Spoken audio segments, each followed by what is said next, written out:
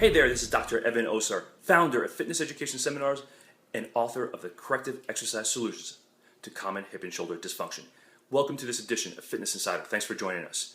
We just got done presenting it the last 2 weekends at conferences across the country, and we talked specifically about scapular mechanics and precisely what should happen when we bring our arm overhead.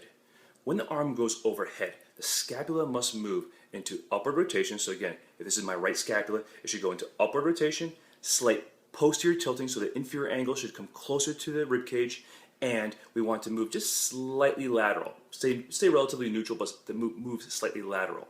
What happens with a lot of our clients, especially clients that have been cued and over cued to squeeze down and back with the shoulder blades, when they go overhead, the first motion they do is they squeeze back because the nervous system has learned to adduct first or retract first before the arm goes overhead. So for a lot of our clients, they're developing that shoulder tightness, that forward shoulder, that restriction in the front of the shoulder, that impingement syndrome.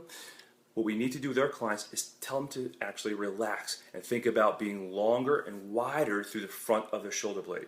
Now we have to make them think about being lighter through their arm as they bring their arm overhead, because we need that scapula to wrap around the rib cage. If the scapular retractors are dominant, which they are in many of our clients, the scapula will be pulled towards the midline of the body, and the scapula will have a hard time, the client will have a hard time moving the scapula laterally and wrapping it around the rib cage where it belongs to support the arm in overhead motion. So that's why we don't cue our clients to pull down and back, and we don't want to teach them how to lift their chest up and squeeze the shoulder blades down, because that encourages both that thoracolumbar hyperextension that we don't want, disconnects the abs in the front of the rib cage, doesn't allow them to develop that proper intra-abdominal pressure that creates stability through the trunk and spine, and it pulls our scapula into bad position.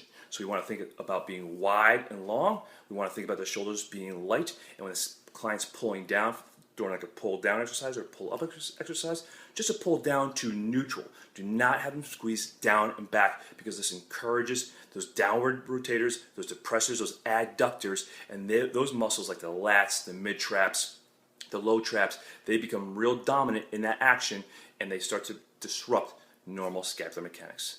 I hope you enjoyed this webinar. I hope it helped you remain informed so you can be the expert your clients need, want, and will pay for. This is Dr. Evan Osar with Fitness Insider. Thanks so much. We'll catch you next time.